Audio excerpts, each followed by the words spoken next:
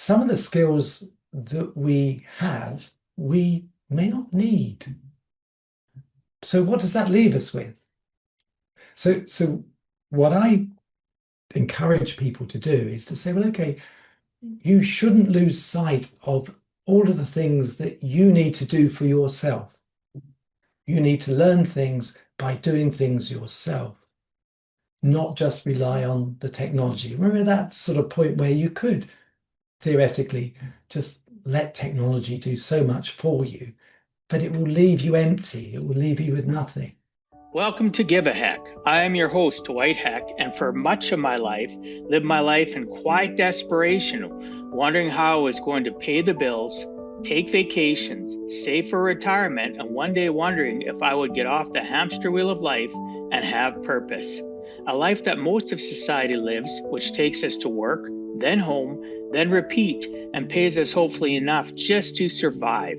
The harsh truth that most live with more months than money and have no idea how to live life on purpose, not by accident. This ensures the mass majority are living not just financially broke, however emotionally and mentally as well due to financial pressures.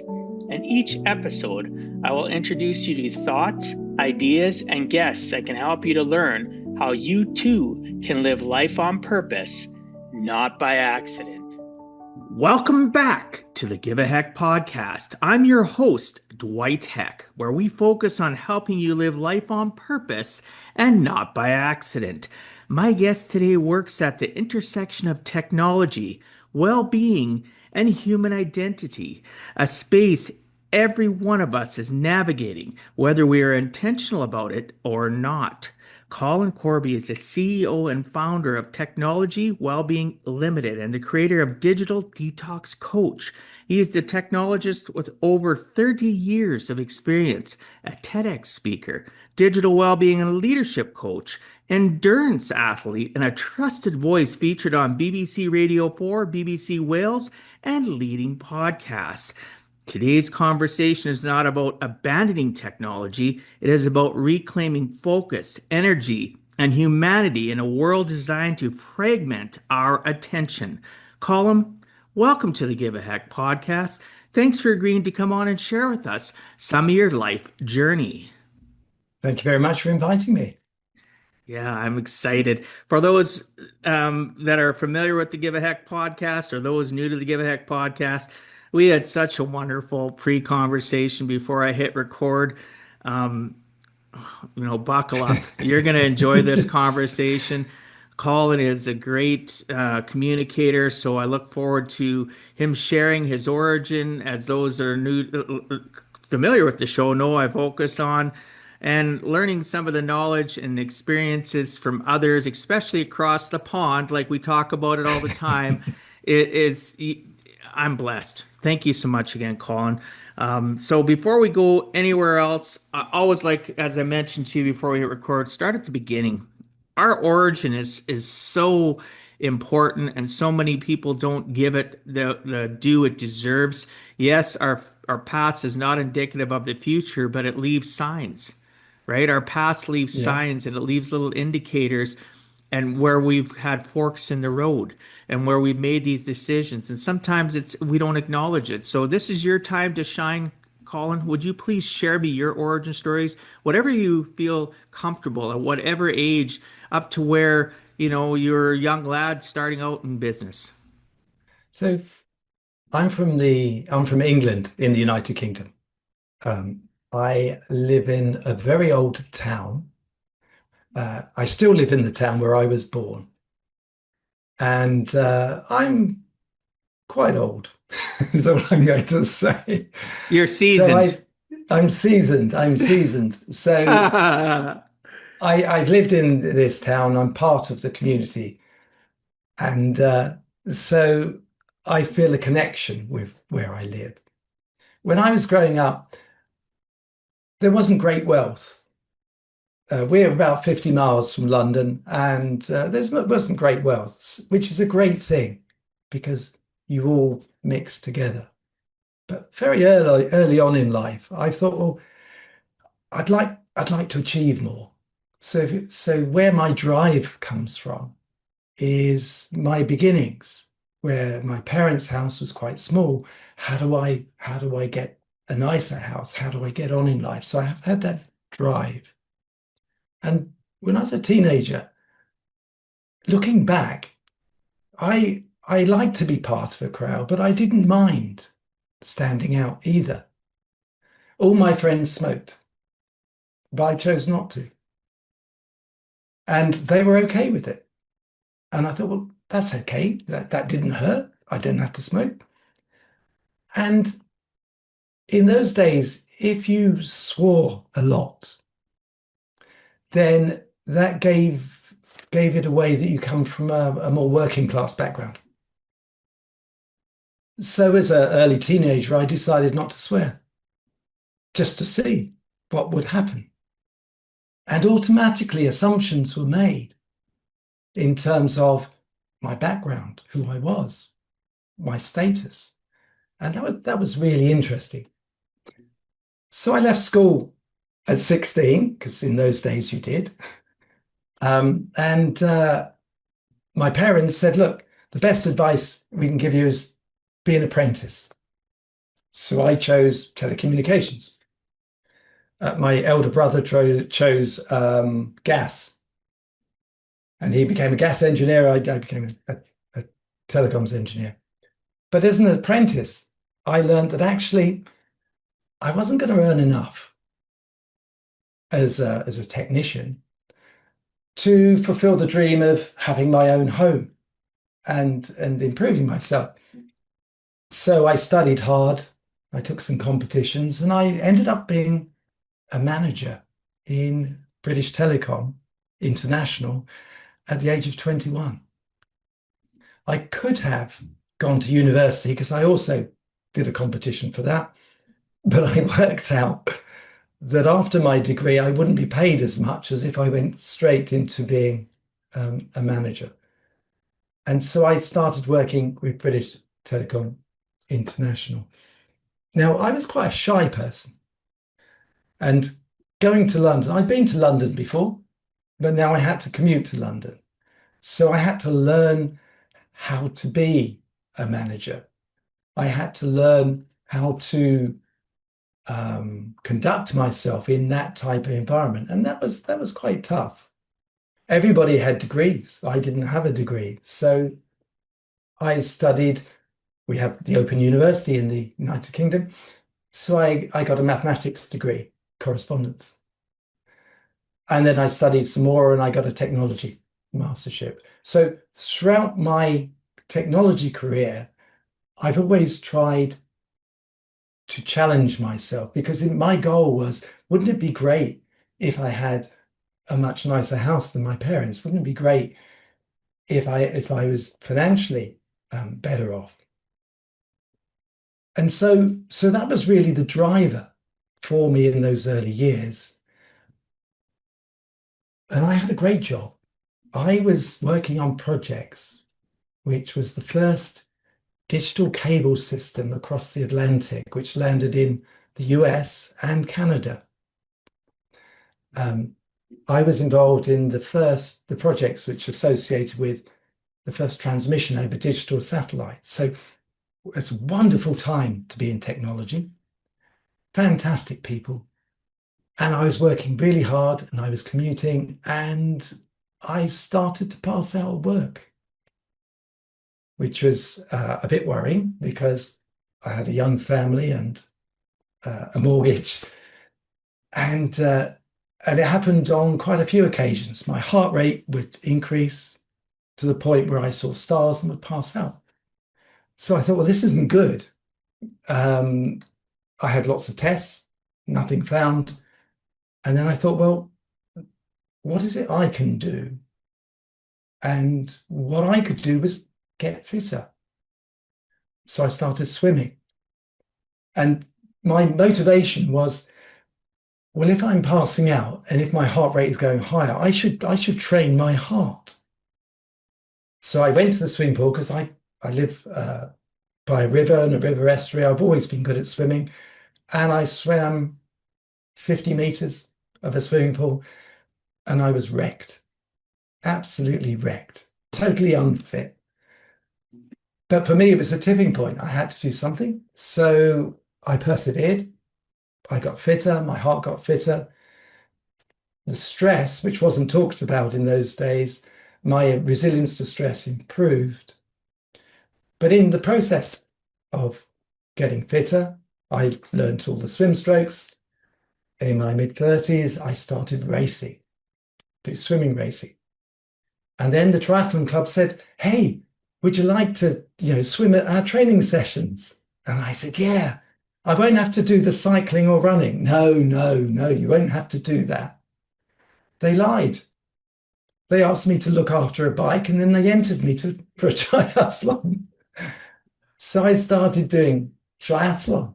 Now I am a reasonable swimmer, but the cycling and running, I can just get by. So I have to do the longer triathlons because the swimming's longer.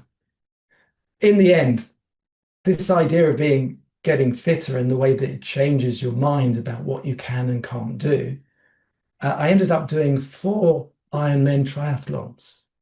And they're the really, really silly ones. But the swim was really quite small, quite short. It was 2.4 miles. The cycle was ridiculous. It's 112 miles, and the run was marathon. But I always used to refer to the run as a run, walk, or crawl, and it all had to be done within 17 hours. So I was challenging myself in a fitness sense because I had to cope with stress. But that sort of opened up enormous possibilities. So a friend of mine, he left British Telecom International at a time when they were downsizing. They were asking for volunteers, and he went to do a degree in artificial intelligence. And I thought, I'd love to do that, but I wasn't ready. So for the next 3 years, I got myself ready. And then I left British Telecom and I worked for lots and lots of different technology companies since, because I'd overcome the fear of moving on. If you work for a big institution, you get institutionalized. And it took me 3 years to undo that. And then finally, I had a chance of leaving the corporate world I was around about in my mid-50s. And I love technology. I love science fiction as well. I love this idea of mindset that sport gives you. And then, why am I spending so long on my phone? So in 2018, I thought, I'm not going to do another corporate job. I'm going to do something I enjoy. And I created the Digital Detox Coach and Technology Wellbeing. And that's really a vocation, because understanding technology, I still love technology, but I know we got to the stage where it's really important to be humans as well. And our future depends on us being humans. So really that's, in a nutshell, my story. I love it. I wrote down quite a few little notes here. One of the things I liked just at the end is you were talking about sports. And I look at sports as being a focused discipline, right? Depending on what it is, they all have their discipline, they all have their structure, and they give community, right? Like you were Mm. swimming, and then all of a sudden, now you don't have to be on the bike, but get over here, right? So, you know what I mean? It develops a community where they felt that you deserve to learn and to grow more. So they utilized community and connection to get you to do that. And the evolution of that was a structure and a community that literally I know people that don't play, like let's say have health issues, but they still have that commonality of their their lads, the people they spent time with, swimming, cycling, whatever. It creates a lot of structure. But one of the things that I also caught though, when you talk about technology and your love for technology, I'm the same way. And I love science. I'm a science Mm. freak. I'm the guy that was growing up reading popular science, popular mechanics back when magazines were still a thing that came to your door. Right? Which they don't necessarily anymore. I'd be the kid reading through all that stuff, and but technology is ever evolving. So you have sports on one side that's structured and community driven to keep you in some senses grounded and physically healthy, which helps our Yes. endorphins and helps our cognitive thought processes. And then you have science that's ever evolving, and it can be ebbs and flows and hills and valleys. Like that's a pretty good life, in my opinion, because you've got the structure, community, you've got something that's going to always feed your brain and grow. Not that the sports can't feed your brain, but it does it in a different way. And I find that just intriguing to learn more about it, because most people, as they age, they're not looking, they get camped in their mindset, right? But if you're Yes. a technology person, it's impossible to get camped in your mindset, isn't It it? is because technology is currently doing things that I read about 10, 15 years ago. Because the great thing about science and science fiction is that you can imagine a future. And a lot of things we have today have already been imagined, so they're not entirely new. And with sport, it, if you're presented with, well, can I do something? Well, in sport, you say, well, actually, I know I can do all these other things. This is very similar. Yeah, I think I'll have a go at it.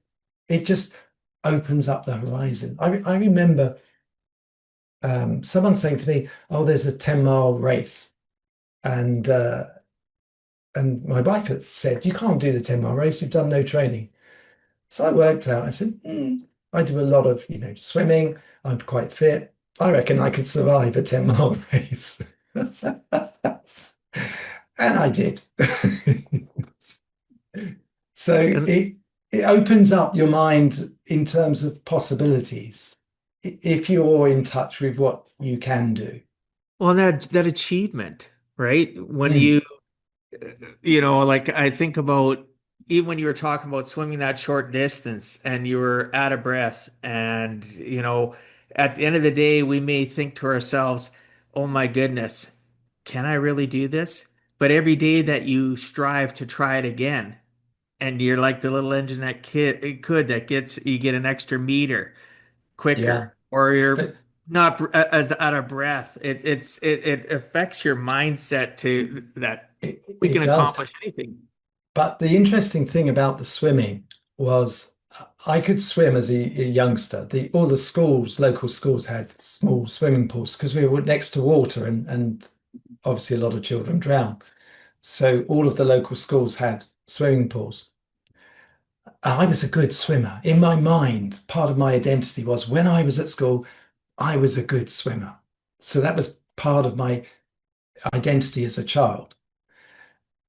And then got into the swimming pool and I was absolutely terrible. So it's almost like, do I have to accept that that's in the past? Or can I be a good swimmer again? And I had the opportunity through masters swimming to do lots of competitions at county level, at national level. And I even swam at the European Masters Championship when it was held in Stratford in the UK. Not because I had any chance of winning, but I made the qualification times. And that was wonderful to swim in the Olympic swimming pool, with the different countries, the flags, Oh and yeah, yeah, it yeah. was fantastic to do that. But why But do we always think we have to be number one? Why no, can't we just enjoy the journey or the experience? Like that's what I'm hearing from absolutely. you. I can see the joy in your face. Yeah, and I as a master's swimming, you're not an age group swimmer. You're not going to make the national team, the Olympic team, and all that sort of thing. There are different age groups, and you compete in your age groups. And really, you're competing with yourself. You're challenging yourself. And I still swim, and I'm racing on Saturday. And I'm still challenging myself. I'm not as fast as I was, but I think I can get a bit faster than I currently am. Wow. But you know what? You've just told your brain that you can do it. Absolutely. You've spoken the truth that you want, not the truth that others think. And if you train and if you work hard, you can improve. And swimming's a technical sport, so you can also improve if you execute better. Oh, it's just even podcasting. And you and I talked about before we hit recording is just introversion and learning to communicate and practicing and being a good conversationalist. It's exercising those muscles, whether it's a thought, emotional, physical muscle. We can always do better. What are you telling yourself, people that are listening or watching? Are you telling yourself that you can't accomplish and you can't grow? Or are you telling yourself, I can get a little bit better? This is where I am now, but I think I could still push myself, like Colin did just said. That's telling So yourself that you're yeah, never going to be camped. That's I have a awesome. joke I use. Of course, as you get older, the number of competitors reduces.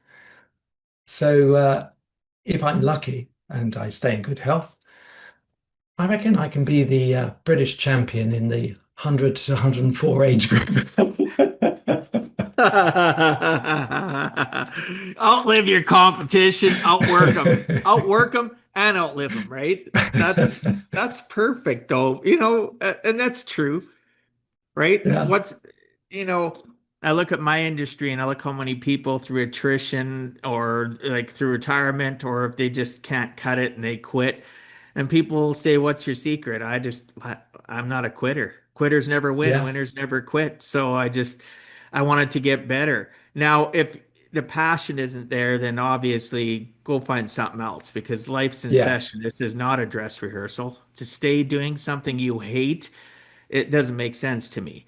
But I just keep on climbing and keep on repetition, take the little baby step, learn, just like you're talking about, getting better, and then yeah. outlive your competition, outwork your competition, right? I, And really, when you think about it, are they competition? Like you said, we're our own competition, right? absolutely, absolutely. I once never finished a swimming race, and it was a shame.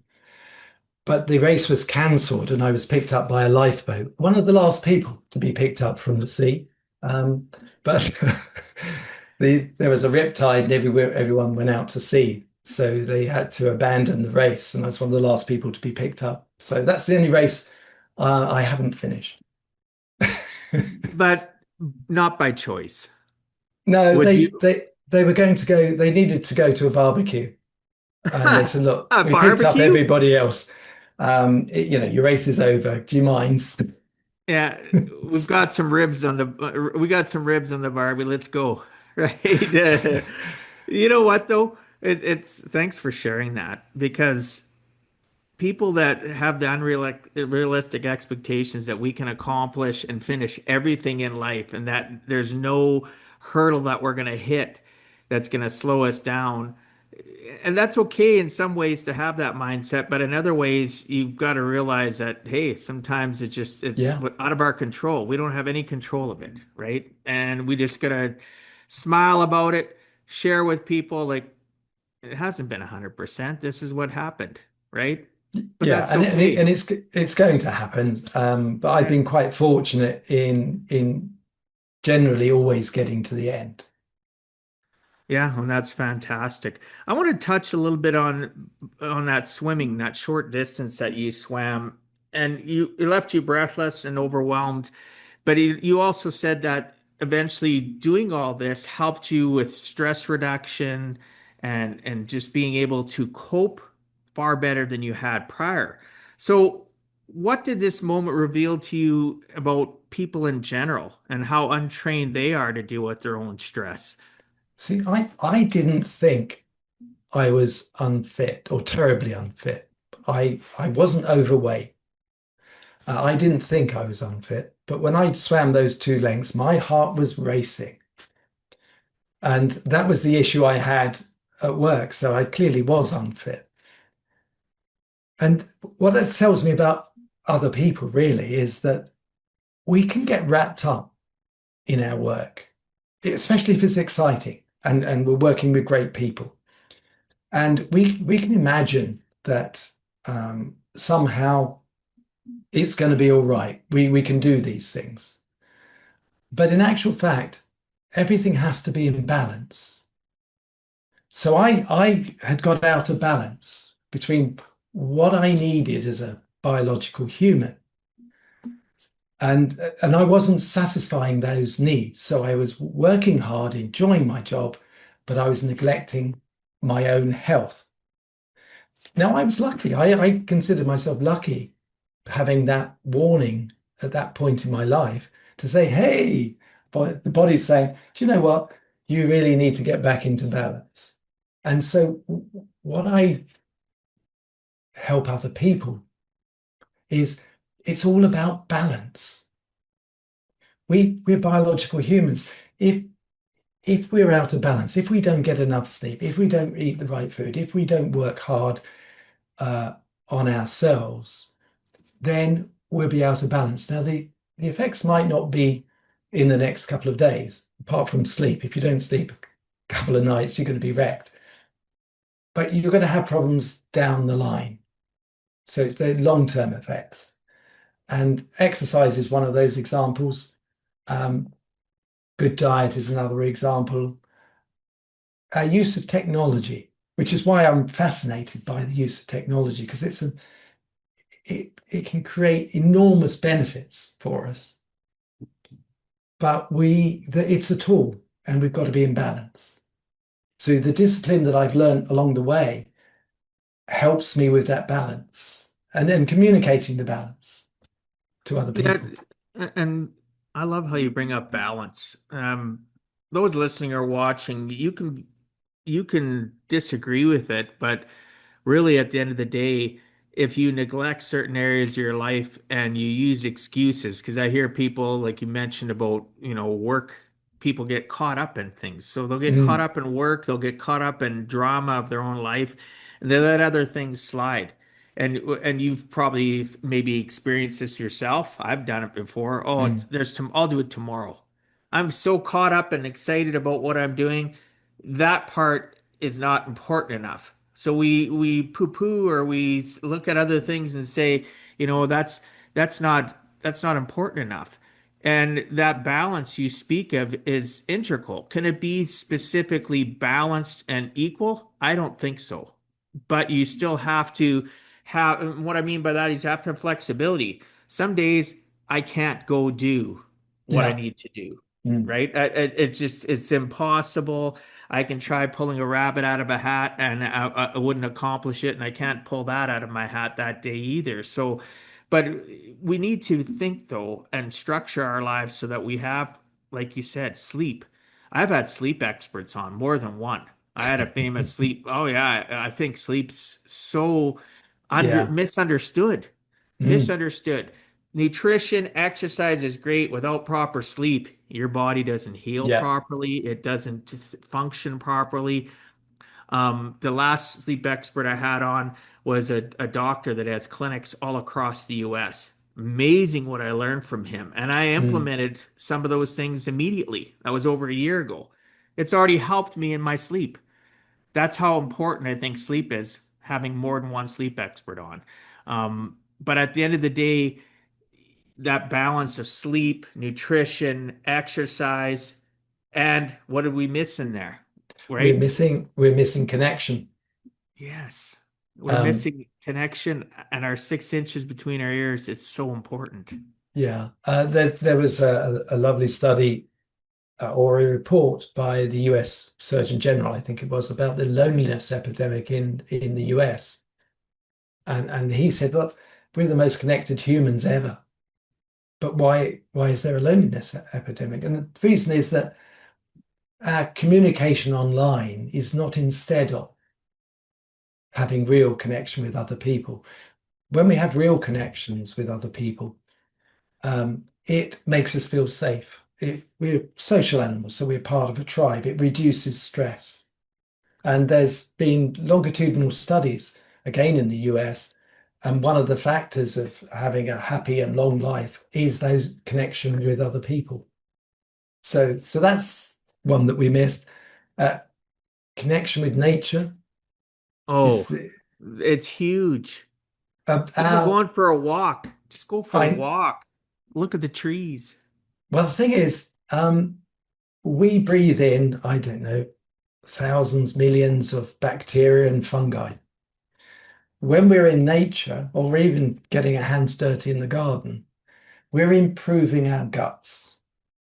We're improving the microbiome in our guts. And it seems that it's incredibly important, and the science is just taking off on that, but it's amazingly important. So nature's got lots of things going for it. It's the wonderful aspect of you can take as much or as little as you want from a natural environment. You feel calmer and all those things, but and you're improving your microbiome as well. That's awesome.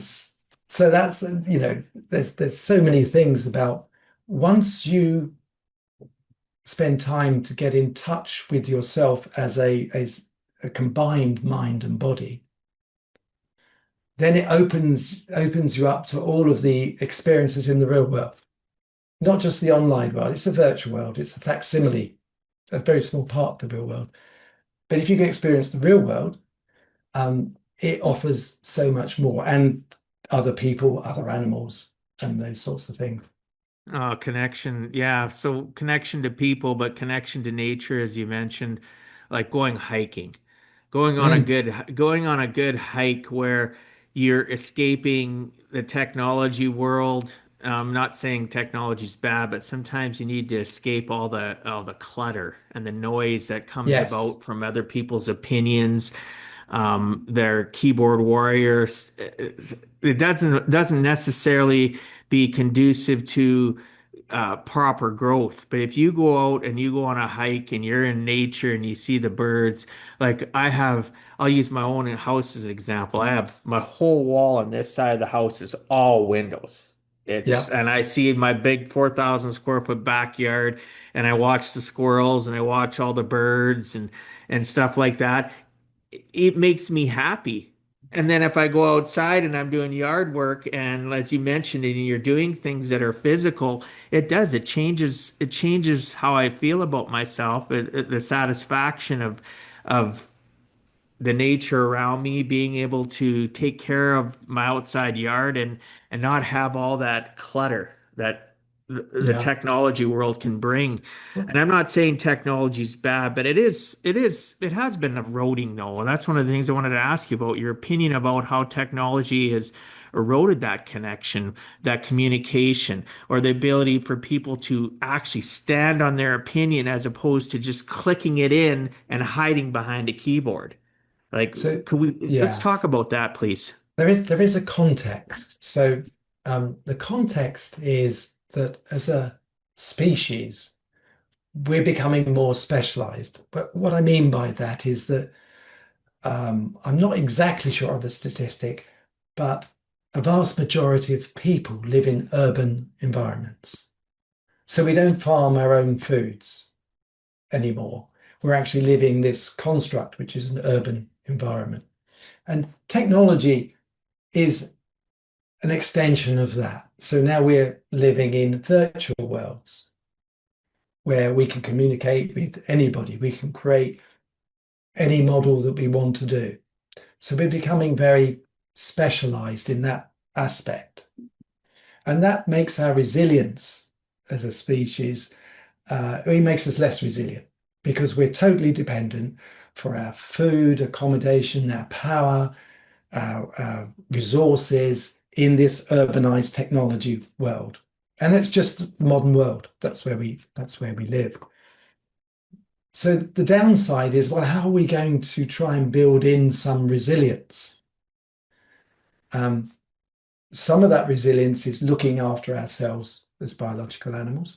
Some of that resilience is making sure that we don't forget that we need to be connected with other people and nature.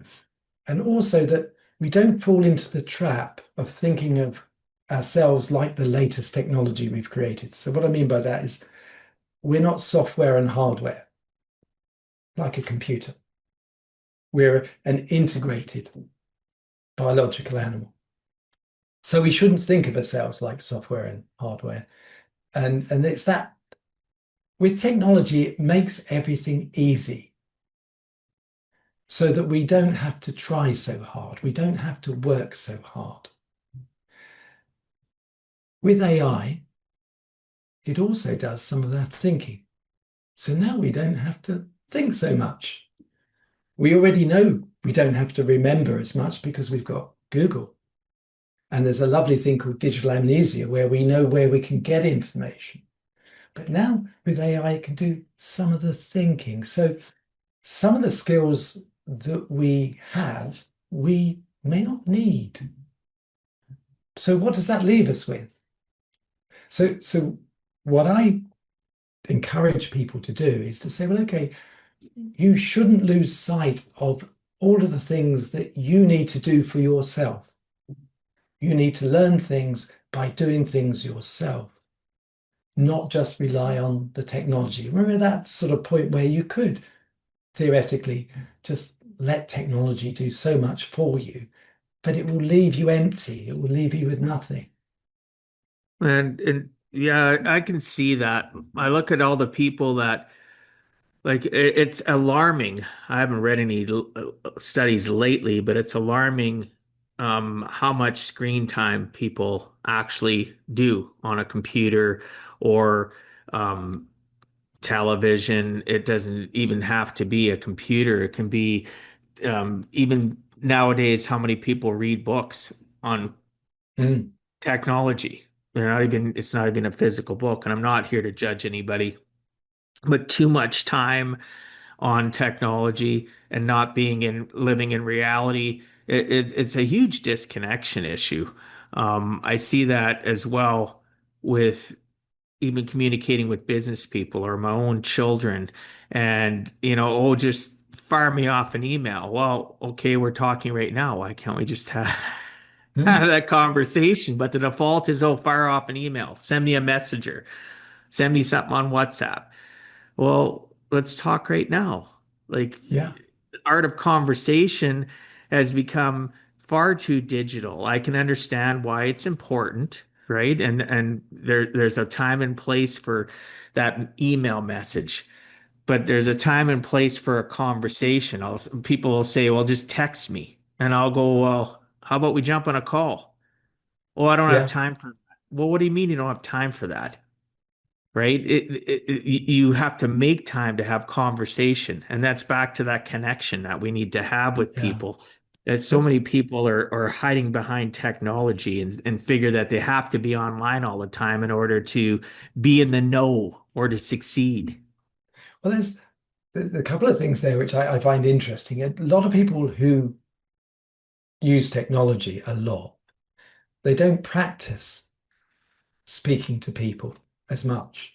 And then it becomes one of these things, well, if I have a conversation, I don't know what they're going to say, or they might disagree with me, or they might expose me because I don't really know what I'm talking about, or all of these sort of fears because they just don't practice having those conversations. So a lot of people are much prefer to have messages or emails because they don't have that exposure, that fear, because they don't practice. They don't have to put themselves out there. It's a hard thing. If you meet someone for the first time, anything could happen.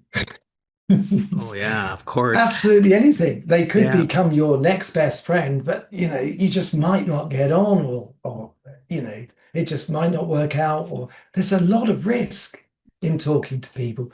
But we're social animals, and we've got to put the work in.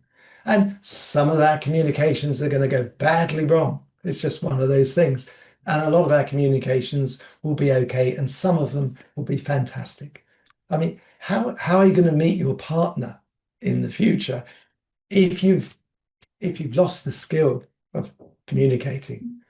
I'm Well, currently reading a book which is saying that it's a perfect storm because there's more loneliness. The take up of AI companions and girlfriends is huge.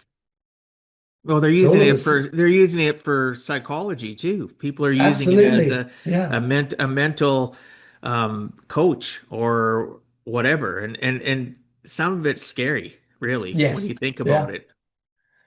Right? It's So a regurgitation and it's very confirmation bias based on questions, which is yes, what I was gonna interject when you were talking about how much of our communication fear is because we're never taught how to ask good questions or how to present that question in such a way that they don't feel like they're being challenged, but that you're Mm. inquisitive, you're inquisitive and you want to know.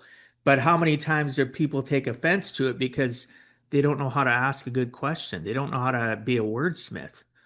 But and also our attention spans have been reducing because the use of technology, it's very sort of instantaneous, short duration videos. So our attention spans, and research has shown attention spans have been reducing, certainly over the last 10 years to very short attention spans.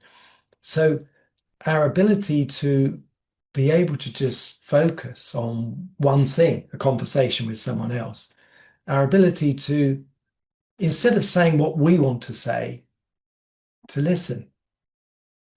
And that's quite a hard skill to be able to listen to somebody else. And so those skills that may have come very naturally because that's what everyone was doing all of the time, a bit like going down to the gym, it's what we have to now work on because technology has taken some of that away from us. With all the great things technology does for us, we now need to do lots of other things for ourselves to keep all of those connections and those skills. Oh, we definitely do. I look at the lack of people willing to be put themselves out there, right? To work on themselves. And I do agree with what you were saying. Attention spans are getting less and less. People are so easily distracted. And part of that is understanding that technology has its place, but that place, if you're in a group of people, should be in the center of the table. The phone should not be it should be removed from, like when I get together with my family and we're having supper around the table, my kids are here, grandkids, or we go out somewhere, we're meeting at a family function, a reunion or whatever. Why are you spending I was at a reunion in July on my mom's side of the family. There's probably 100 people there. And how many people were sitting there on their phones instead of going up Mm, and going yeah, over to somebody and saying, "Hey, cousin, hey, I don't know you. Oh, you're married to my cousin. Oh, I'm Dwight. Pleased to meet you." And just striking up a conversation and not having that wondering, like as you mentioned earlier, what is that person going to think of me? Am I going to say the right thing? Am I going to do the right thing?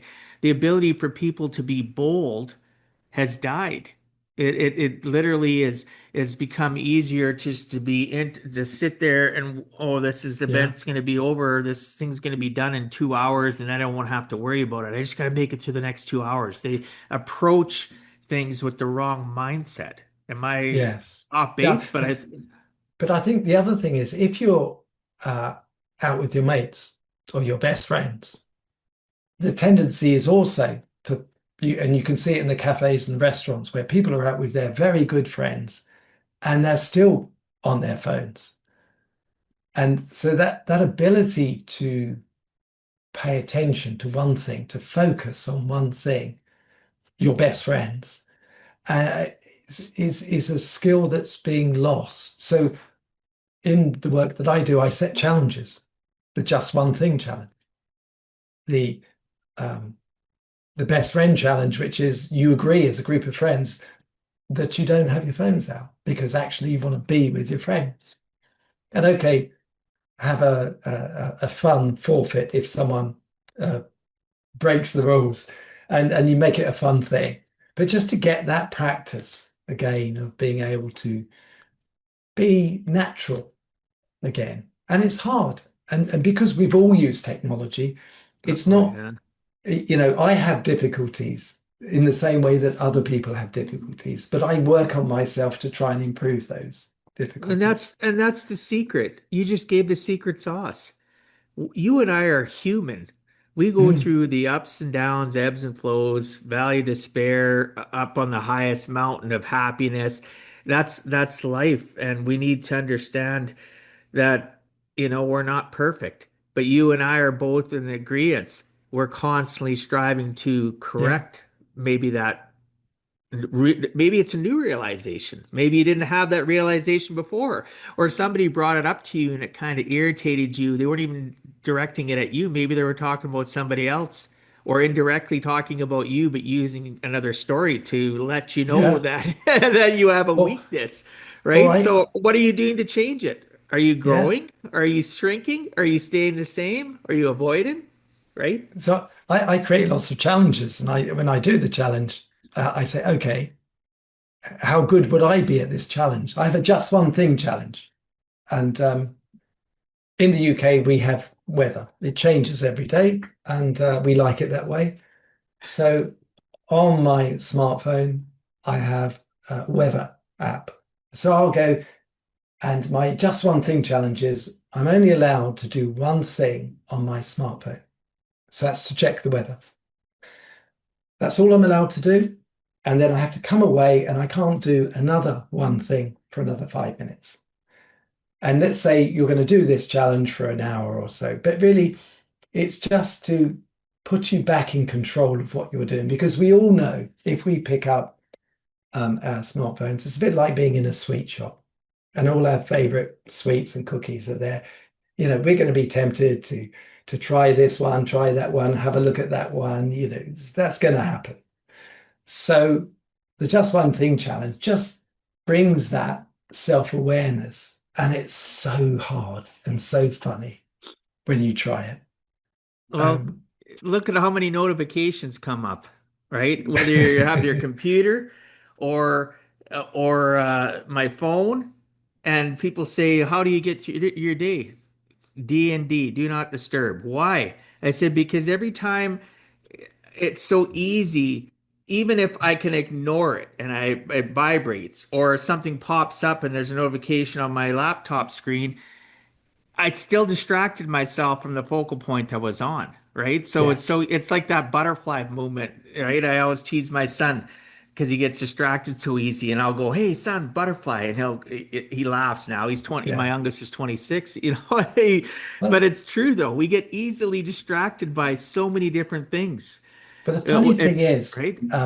Professor Gloria Mark's done some wonderful research over about 15 years, and she uses a phrase that says, if we're not distracted by notifications or something else, we're so used to being distracted, we'll just distract ourselves.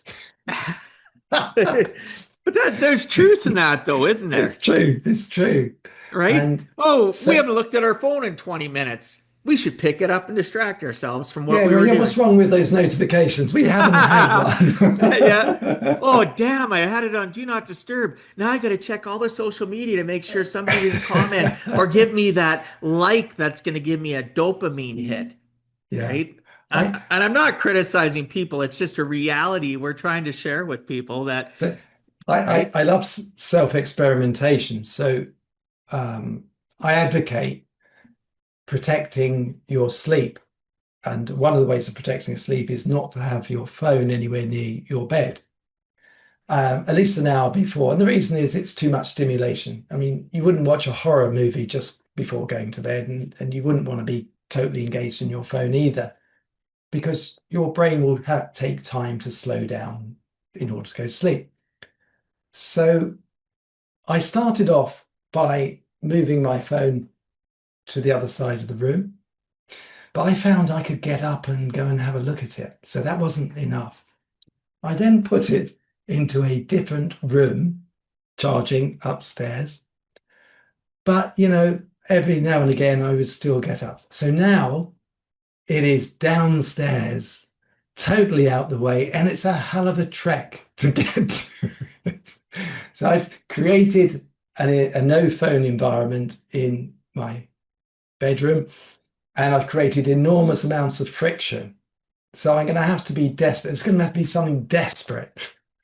I'd like a lottery win or something to Yeah, make but me go and look at my phone.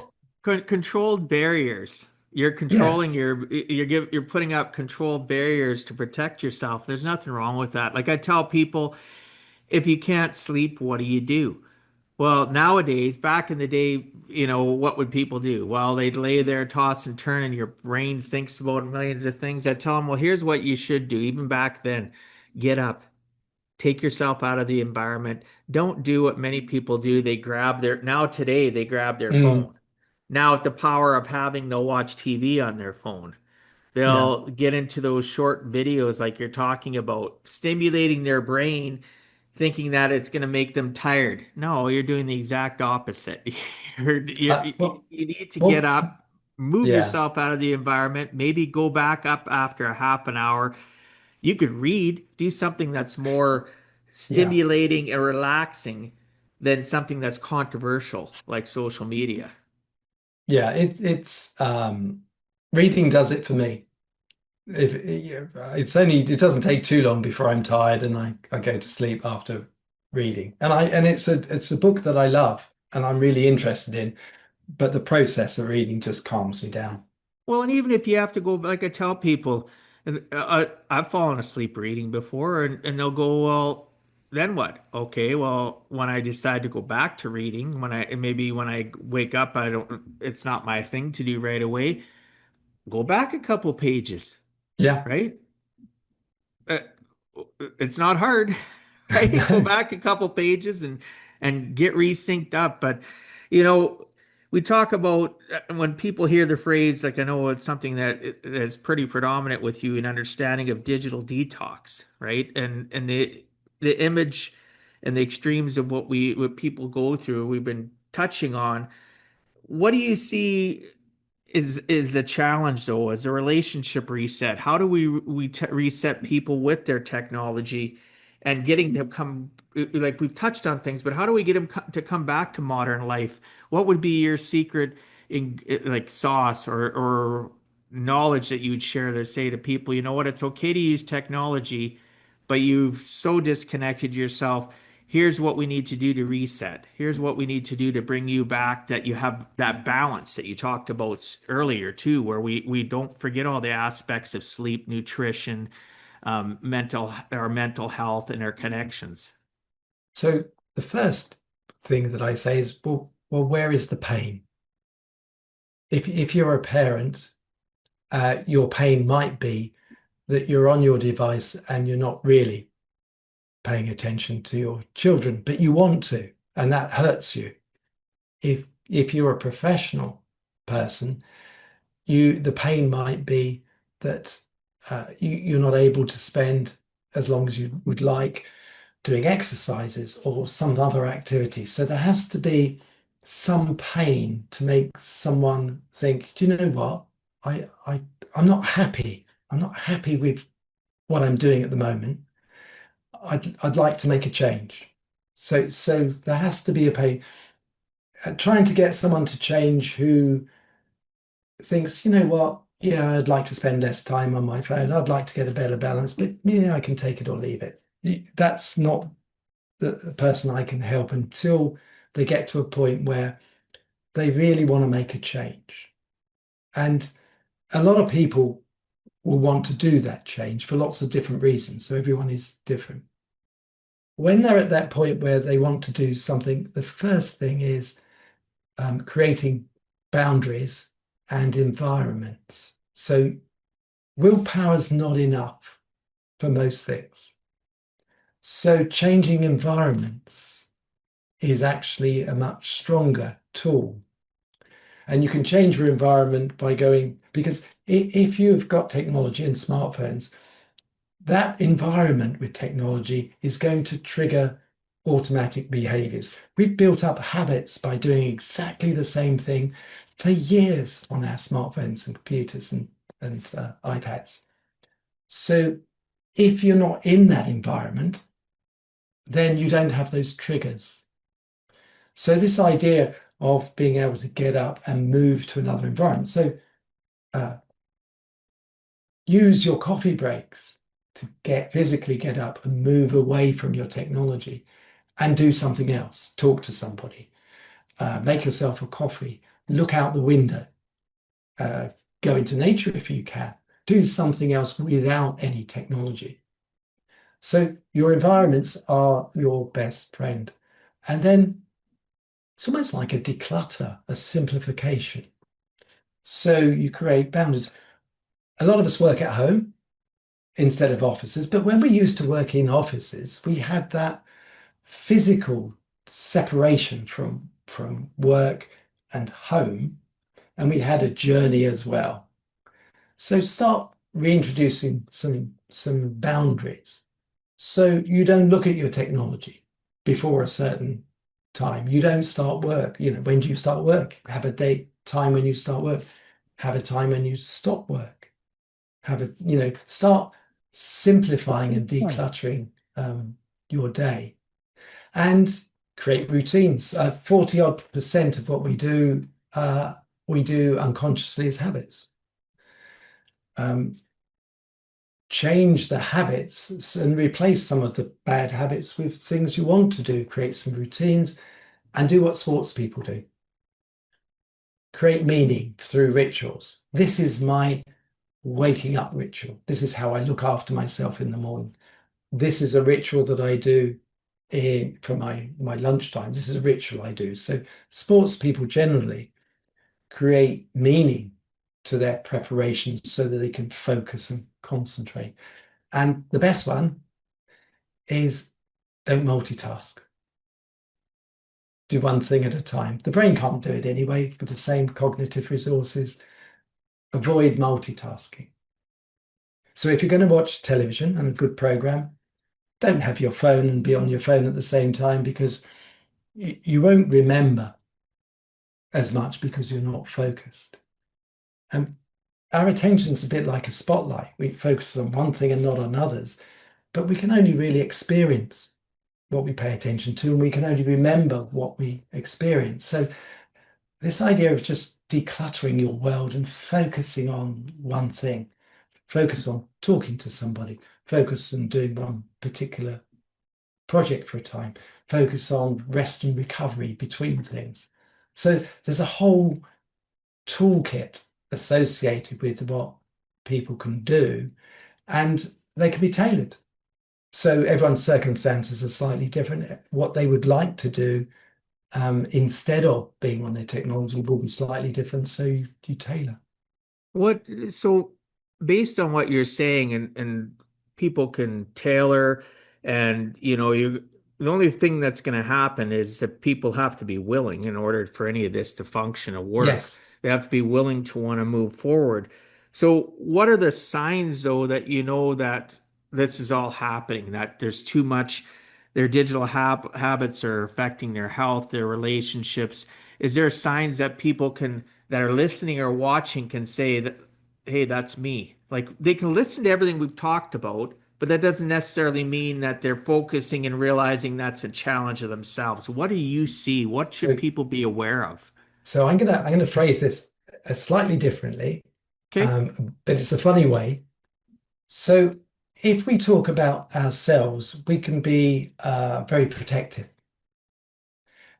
We can underestimate. There are lots of things that can get in the way of us having that self-awareness. So what I like to do is to say, okay, look at the people around you and see if you can spot various signs in these other people. And spotting in other people then is a much softer way of saying, actually, I do that as well. So what are the signs?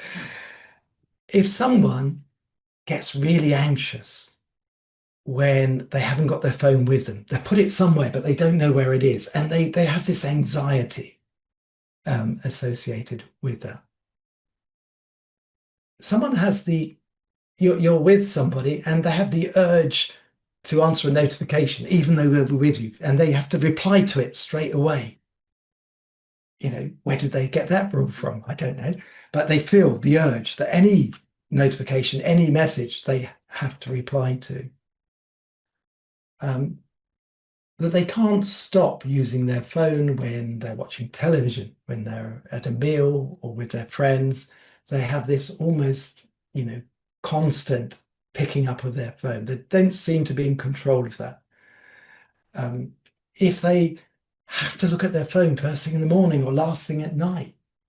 So there's a whole range of these. And so I say, look, try and notice these things in other people. and spot these things. And that's much easier for us to do. We can always spot it in someone else. Oh, look what they're doing. Look at, you know, and then take a good look at yourself and see which ones might apply to you. That's a big pill to swallow for some people, eh? Like watching, we'll sit in judgment even before technology. We'll sit in judgment, and I remember sitting as a young lad listening to my parents talk to other people, and everybody gossips, everybody discusses everybody else. Come on, Mm, people say I never gossip. Baloney. You can call it whatever you want, but we have conversations about other people. And I used to listen to my family talking about stuff and I'd think to myself, you have that same problem. Yet you're easy to pick it out about other people. So now you're flipping the script saying, okay, person that you notice other people's challenges, reflect it back on you. yes, but Reflect, also, pretend like you're in a mirror. Is that something that you do? yeah, it's a softer way of doing it. But the other way is I like that though. That's good. you're out with a friend and they're doing some of these activities, and then you say, well, how does it make you feel? Do you feel disconnected with that person, even though they're your best friend? Do you feel angry? Do you feel annoyed? And so you work on how do they feel when this other person is doing that? And then how do they, if they have the same characteristics, unintentionally, how are they making the other person feel? How are they making their children feel, or their parents, or their partner? So by using the other person example and saying, well, how do you feel when that happens to you? Then it's a halfway house to getting to reflect on, yeah, I might be doing that myself. And we've Oh all done yeah, it. absolutely. I look at family gatherings.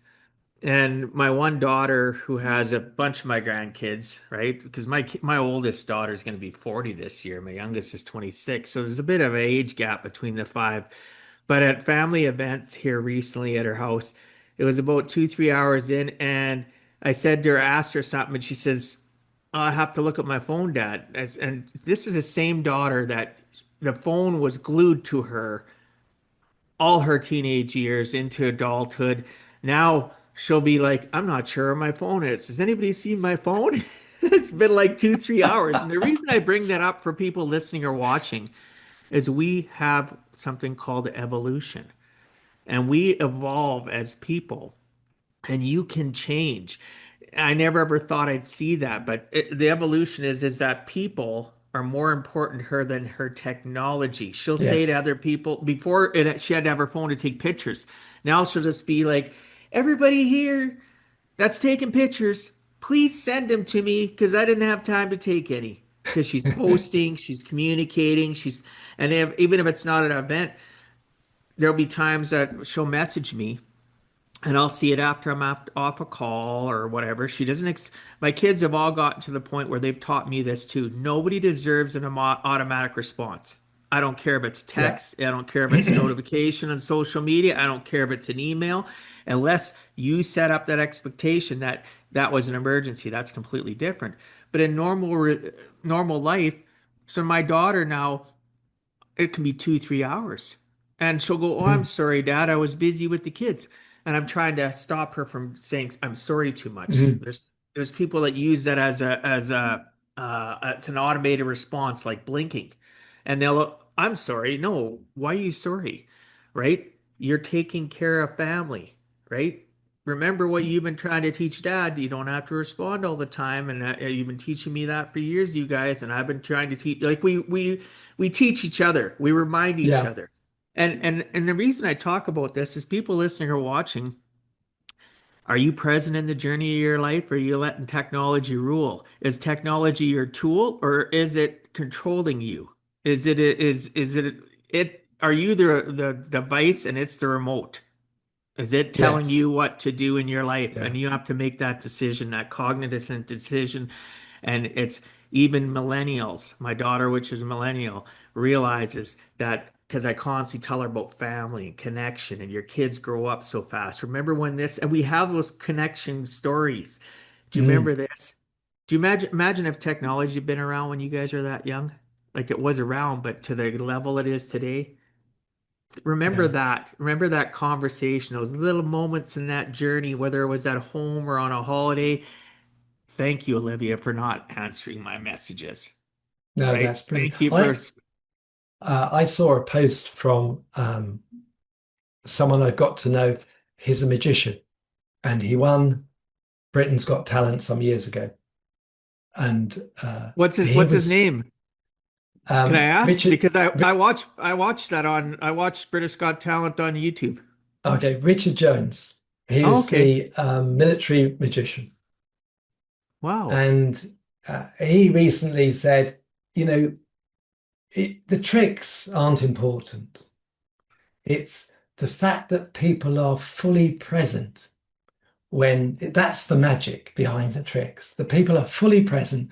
They're looking at something that it's all of their attention, and they didn't see how it happened, but they are fully present, and that's the real magic of magic rather than the tricks. It's the stories and the fact that it's people are fully present.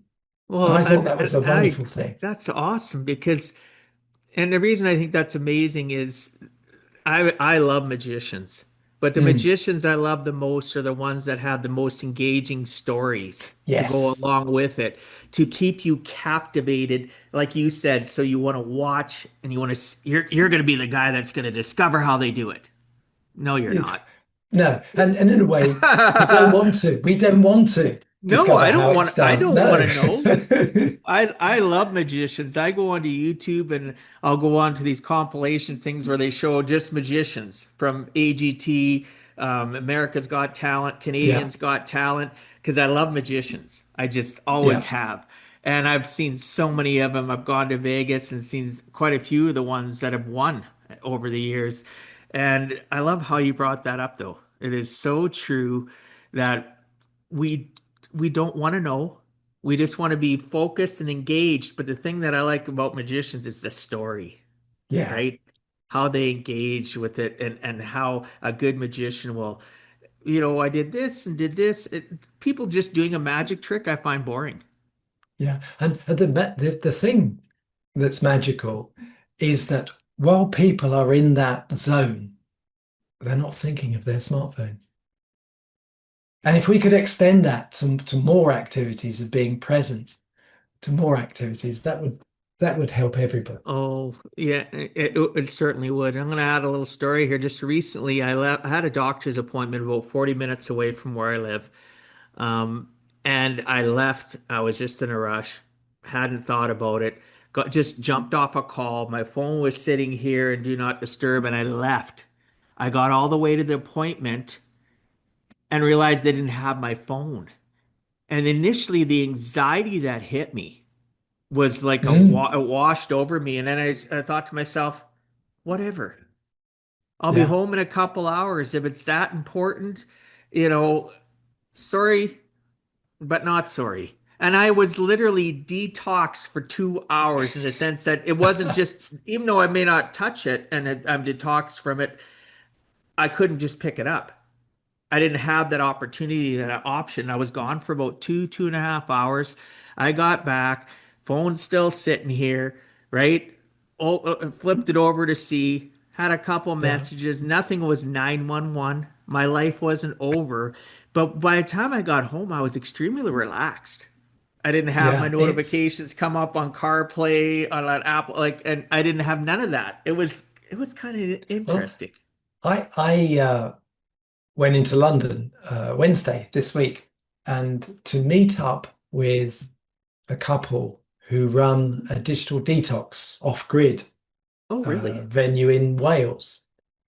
And they were in London to do some networking with similar people. But I've only met them over Zoom, but I've never met them in real life. So we arranged to meet up. They were coming in at a particular London station at a particular time, and they said, "Look, we'll try and get hold of a mobile phone, and then we'll ring you when we get there." I said, "Oh yeah, okay." And then the morning that I was going up to London, I saw a late email message saying we couldn't get a phone. hopefully we can still meet. So I had the venue at the time of the train. And I was thinking, okay, so they can't ring me. I don't really remember exactly what they look like. And then I said, how would I have done this 20 years ago? If you were meeting someone from a train, oh, I know. I'll do the taxi trick. I'll get a piece of A4 paper and I'll put their names on a piece of paper and I'll take that with me. So I was at the station, a train came in around about the time they said, I had my thing. Nobody responded.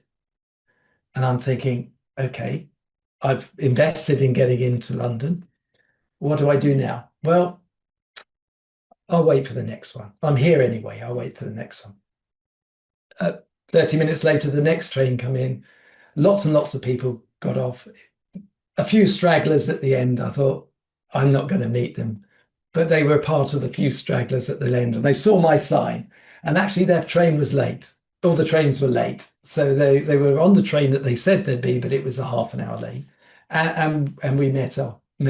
So yeah, the old-fashioned way. Well, it is the old-fashioned way. At one time, we'd leave somewhere, and 3 hours later, you'd show up your destination because we had the old rotary phones and the old, Mm, we didn't have that ability to, oh, where are they on the road? We didn't have all that anxiety. We just had the reality. This is the current reality, yeah. right? You're gonna go and leave and you're gonna be somewhere and nobody's gonna be able to reach you unless you're at somebody's house or business and you call them and say, hey, is John or Sally or Fred or Colin there, otherwise you just had to live life. Oh, okay, well, they're off on their adventure and we can't Mm. talk to them for a few hours or a few days. Now today we're so not disconnected, right? Well, We we just double check everything. You make an everything. arrangement, and everybody's saying, "Okay, you're still going to meet up." Well, yeah, and then everything's double checked because we can. But actually, we should make arrangements, and then only if something changes that we should update. And it's that old habits of how we used to live, we seem to be forgetting. Oh, absolutely. Your TEDx talk, Mm. you're asked whether, we're losing our human identity to technology. What concerns you about that? Like what I haven't had the pleasure yet to listen to your TED talk. Tell us a little bit about it and about the human identity versus technology connection. So it's a multifaceted um, approach. I take a look in the future. Well, it was the future when I did the TEDx talk, and you could argue that it's already here. Um, it's this idea that we're totally dependent on our technology, and our technology can know so much about us that it could actually be us online. And of course, now you have the AI assistants that are able to do that. And it's that dependency where we've disconnected from other humans and we're always on the line. But our online presence is a curated presence. So um, when people have a social media, it's not really their complete profile. It's a highlight of the best bits, perhaps. They're remixing in stovepipe where people have the same ideas. So, in a sense, who we are online isn't necessarily who we really are. But in the modern world, if you want to go and get a job, it's who you are online that they look at. If you want to interface with the government or any other institution, you're doing it online. So we're doing less and less in real life. So, and then I was in Italy last year, and so many people were on holiday but getting content for their Oh, social yeah, media. yeah, yeah, yeah, yeah. Yeah, they were just getting content, and I was thinking, yeah, but you're on holiday. You could be experiencing it. And it comes back to the fact that we can't pay attention to everything. What we pay attention to is what we experience, and what we experience is what we remember. But if we're only paying attention to what's online, then we're drifting towards that online identity. But if AI is also doing some of our thinking for us and even representing us, and we're no longer communicating even online where our AI drafts the email for us. The recipient's AI reads the email and summarizes the book. So the connection with other people is disappearing. So who we are in reality is our online identity. Now, Wow. it's only when we take that back by saying, "Do you know what? That's only part of who I am. I'm actually a family member. I'm a member of this social activity or sports activity. I've got a life beyond the online world." And so the talk ends up saying you should create a sanctuary, an offline sanctuary, where you've got enough time to think about who you are, who you want to be, where you want to go, what you want to do. Because as humans, we need time to think. So that's where it ended up. But I And it love spoke that about, though. yeah, it spoke about consciousness and all those other great things along the way. I would highly recommend people watch it. I'm going to watch it myself. I'll make sure it goes in the show notes too, because I like how you put that. Our online presence is curated. We literally show people what we want to show. We're instructed not to do certain things. And I'll use this as an example. LinkedIn. Everybody thinks LinkedIn is all about business and professional. Yes, it is. But here's the thing, I look at people's stuff on LinkedIn and all I see is pitch, pitch, pitch. You get the pitch Mm, slapping, or you get, they're holier than now. They're always telling you how things should be in your business, your relationships, your everything. But yet I never truly see who they are. To me, they don't have credibility because I don't see any, like I posted something and I've been researching a lot, and now people that are LinkedIn experts are saying if you don't post at least a couple things a week about your personal yeah. life, you're actually harming yourself. If you keep it completely business just because it started out as business, you're hurting yourself. People want to know that you're human. So I posted a little video yesterday about hanging out with my grandkids at that National Hockey League event and pictures and them dancing and having fun. And I captioned it at the top, not everything's about business. And I Mm. posted it because The, I want people to realize I'm not just an author, a speaker, a finance person. I'm a dad, I'm a grandpa, I'm a great grandpa even now. mm. So, you know what I mean? Like, The quit thing about, curating your life that you don't have anything else but business yeah, but the or, thing about right? LinkedIn, it is a social platform, more so now than it's ever been. And I'm in the game of saying to people, do you know what? You shouldn't be online all the time. For me to be credible, I can't be posting all the time. I have a monthly Substack. Um, I post, but certainly not several times a week. Maybe I miss a few posts and I don't post for 3 weeks. Otherwise, if I do lots of posts and I'm saying digital well-being, digital detox, I just become part of the problem. Yeah, and I totally agree with what you're saying. It At the end of the day, we get people, or I call them the committee of they. The committee of they tell us how we should live our lives, right? If you Mm, don't post this many times a day, if you don't post at this time, if you don't give this content, and then the social media platforms tell you, they send you notifications saying, oh, your picture outdid this video. do more pictures. Or one site will say do more video and do more Yeah. this and do that. And then, like you said, we go on holidays, and I'm guilty of it. I've done it. I've done content. I've done little videos saying, hey, look where I'm at. And, do I do it anymore? No, I don't necessarily do that unless it's something very impactful, because that's my time. I don't need to share that with the world. But yeah, it's curated. Social media has caused a lot of grief for many, many people. That person that's a poser, or they're a person that, they're standing beside a car that don't even own. They just seen it in a parking lot, presenting Mm. themselves as a person that has wealth or influence. And you look at all these influencers that have millions of followers, and look how much engagement they get. Yeah, They not, but don't. also they tend to burn out Of course, they do. because it's a treadmill, and it's a very tough treadmill. And Agree. it's like any work, if it's all consuming, burnout is a risk. Oh, absolutely. So we've got a couple more questions. We're gonna wrap up the show. I definitely want to have you on again. There's some things I never got to.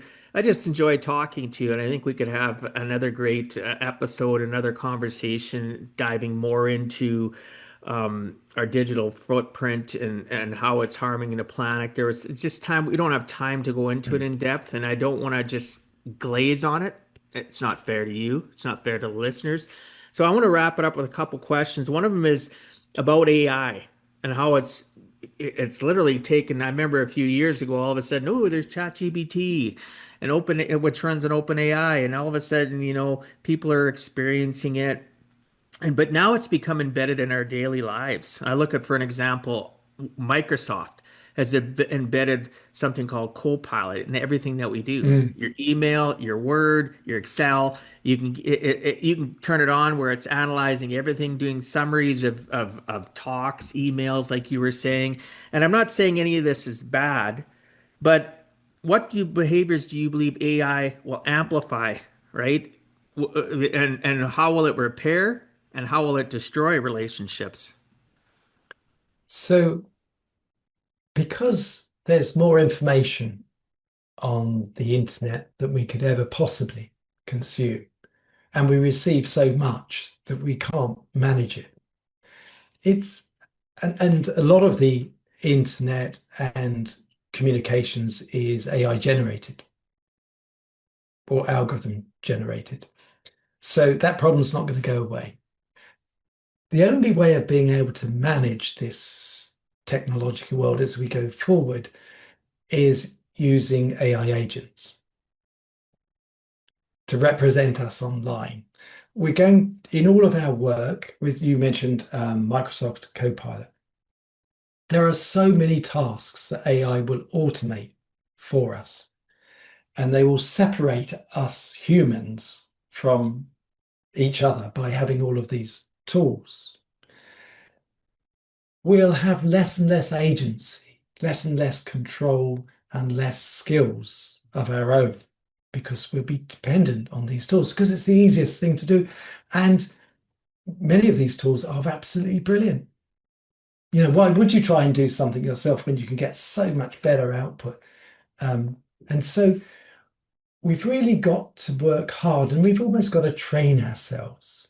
And companies have got to train their human resources to be able to do things themselves, to learn things themselves. If we think about it, the only reason, or one of the reasons why we're so creative as humans, is because we've had lots and lots of different experiences. When we remember things, when we go to sleep particularly, the brain's making lots of associations between lots and lots of random things. When we work on a problem, and we can't find the answer, but we do something else, suddenly an idea will pop into our minds because the unconscious is working on it, but it's working on all the things that we know, that we've experienced, that we've read. If we have a greater dependency on AI and technology, we'll have less things within ourselves to be able to work on, so we'll be less creative.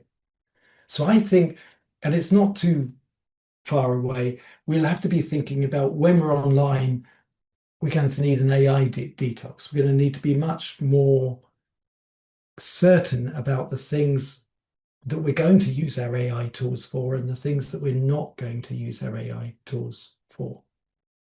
That makes So I think sense. it's a tough future with AI because it would be too easy to be a follower, and it's much harder taking that control. If we don't have control and if we don't have agency over what we're doing, that will cause us stress. And stress is not good for us if the stress just accumulates. Well, I look at what AI is doing now in regards to um, companies, countries, corporations, the list go on using AI with AI bots to cause dissension within people and the automated posts, the hijacking of conversations to elicit different feelings, to cause animosity, to cause strife. And we do have to have the ability to be critical thinkers, right? Between our Yes. 6 inches between our ears, we need to understand that even the person you're seeing on the screen could be completely created by AI now. You don't Yes. even know So if they're real humans. So we have to have control of what we're seeing and understanding that you either going to be in front of AI or you're going to be getting rolled over by AI, meaning it's going to take over your life and everything you do, and you won't even realize it because you're just an automaton on a hamster wheel. Go to work, go home, get paid, and your thought yeah. processes are going to be controlled by AI. Where does it stop? Well, AI is an arms race, as we all know. So individually, we can't stop it because it's an arms race. Um, we can control how what we do, but it's going to be hard work. To do something the hard way when you can do it the easy way is going to take a lot of effort. And that idea that we should be embracing, a bit like an athlete, we should be embracing hard work sometimes. Because what are we going to do in 10 years' time? What are we going to do in 20 years' time? What's the future of humans at work? Well, I always say the future of humans at work is we live at the edge of chaos. This real world, we really don't understand how it all goes together and what we're really doing, but we understand just enough for us to be able to survive and prosper. And we give meaning to the world. So in the future, that is still a critical skill. We can create any number of AI models that simplify the world as it is and work within certain engineering parameters and make wonderful calculations. But the real world is changing all the time. I mean, you know from climate change, it's changing all the time. So our ability as biological animals and humans is to be able to sense the world and make sense of it. And actually, we need to create the much better AI in 10 years' time or 20 years' time, or whatever the technology is going to be. So we should invest in ourselves. Oh, And absolutely. companies should invest in humans because they're going to need them. I think that, a lot of companies do. So we talk about the digital detox, and you learn about companies or people that, like, I have my own business, but I'll go to conferences where there are 20, 30 people, and we're going out and having one day of talks, and the rest is hiking together, hanging out, building connection, networking.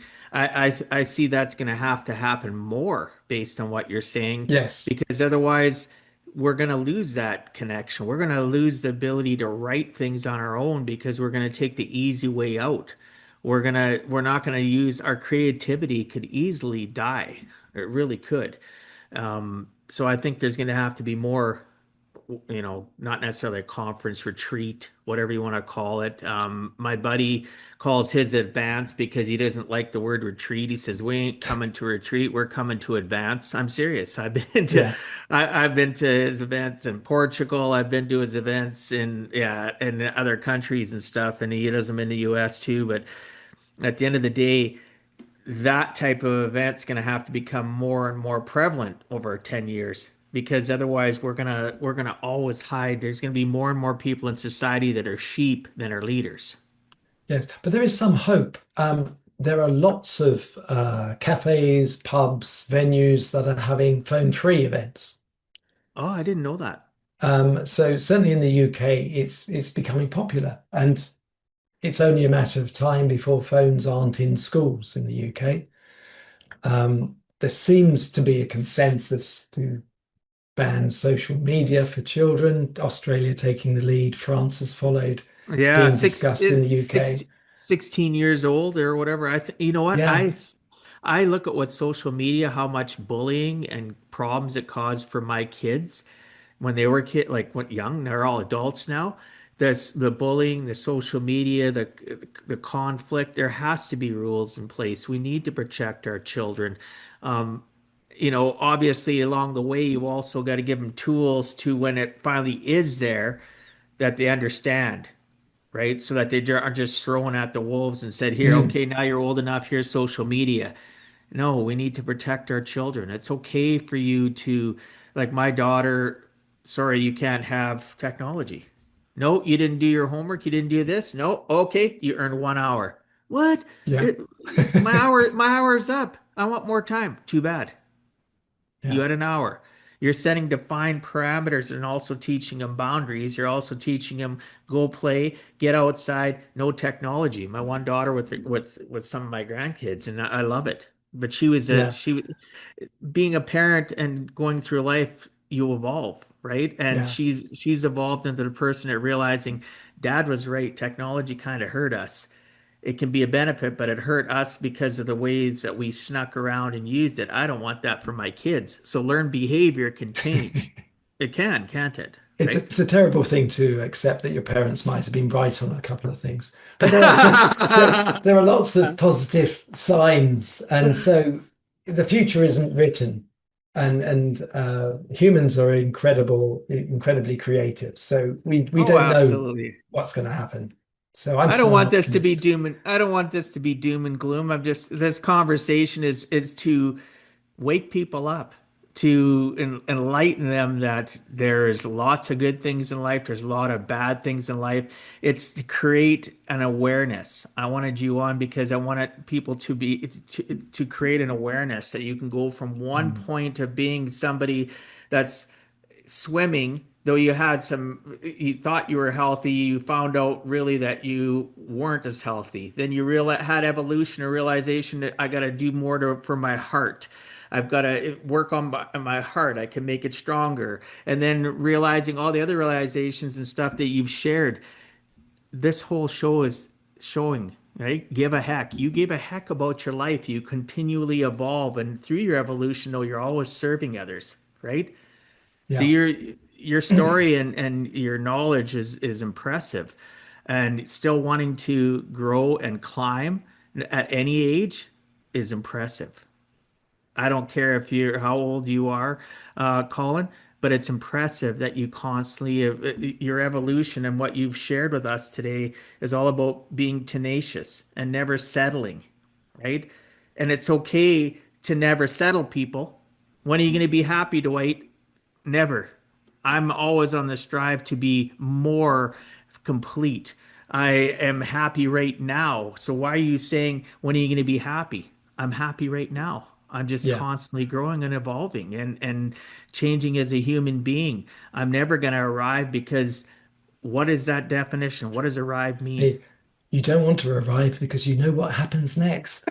Oh, yeah. I got an out of body experience looking at myself dead in bed.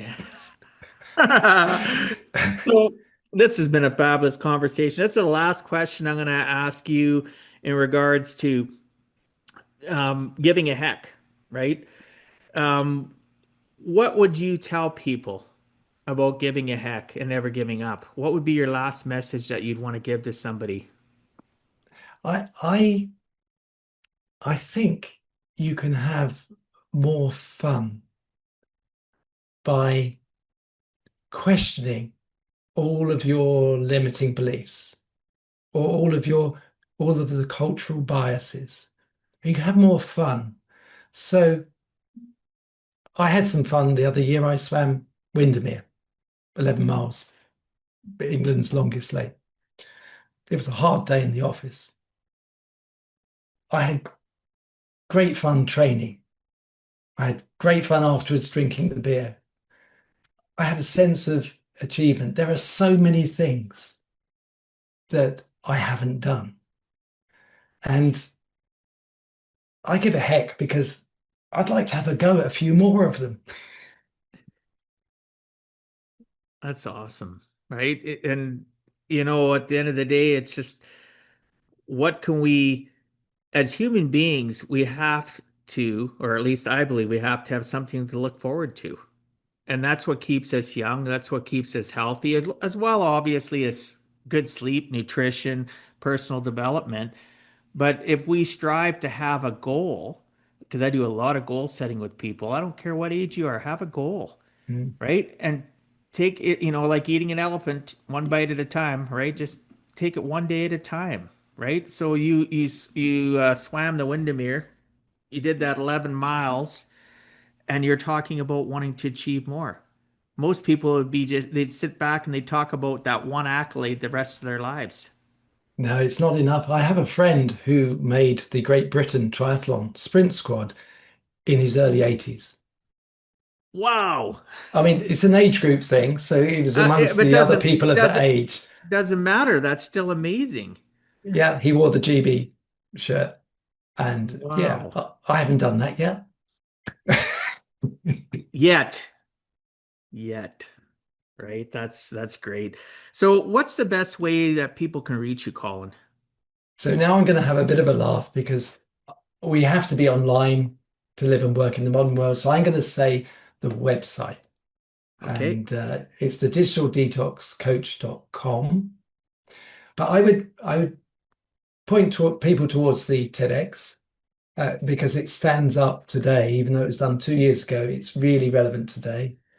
And I do a free Substack article every month, and it has lots of uh, ideas about certain aspects of our technology world and challenges that we can do. So I would point people towards that, but you can find all the links on the website. Sounds good. So those new to the Give a Heck podcast, go to giveaheck.com. Yes, I have to use technology for my business. It is what it is. Um, when makes it easier. But go to giveaheck.com. At the top, hit the podcast. You'll go into the podcast section of the website. You will see a picture of Colin.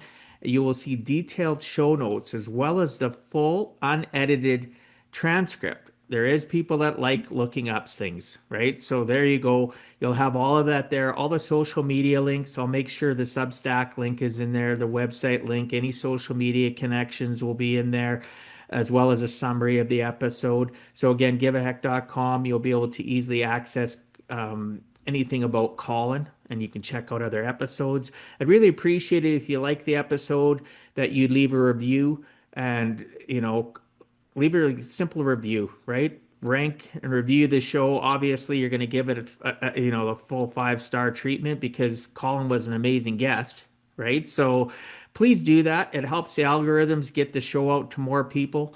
Like we talked about, algorithms, AI, it's all the same right now. The more they feel that it's important to you, they will share it with others. And we need more people to understand and hear the knowledge that Colin has shared today. Any last comments you'd like to make before I wrap up the show, Colin? I think we've covered quite enough on this particular episode. So it's a bit like nouveau cuisine. There's a lot more to Oh, come. absolutely. That's why we'll have you on again. So thank you again. So as we close today's conversation, I want you to pause for a moment and reflect on something that often goes unnoticed. Technology itself is not the problem. The problem is what happens when we stop being intentional with how we use it. Colin's story reminds us that resilience is not something we are born with. It is something we train, just like physical strength, mental clarity, emotional regulation, and focus are built through awareness, recovery, and boundaries. We live in a world that constantly pulls at our attention, our energy, our identity. Notifications never stop. Expectations keep rising. And somewhere along the way, many people begin to feel disconnected from themselves, from others, and what truly matters. What stood out to me in this conversation is that reclaiming focus is not about doing less. It is about choosing better, choosing when to engage, choosing when to disconnect, choosing to protect your health, your relationships, and your sense of purpose. Living on purpose does not require you to reject modern life. It requires you to stop living on autopilot. So wherever you are today, whether you feel overwhelmed, constantly connected, stretched thin, or simply tired, remember this: you are allowed to slow down. You are allowed to set boundaries. And you're allowed to design a life where technology serves you, not the other way around. That is what it means to live a life on purpose and not by accident. Until next time, remember, it's never too late to give a heck. Thank you for taking time out of your day and listening to Give a Heck. If you find value, I'd appreciate you sharing with your friends and family so they too can learn how to live life on purpose, not by accident. So you do not miss the next episode, please subscribe on your favorite podcast platform and please also post a review. I look forward to reading your comments. This has been Dwight Heck. If you want to check out other podcast episodes or today's show notes, please check out my website, giveaheck.com. And until next time, together let us all strive to give a heck.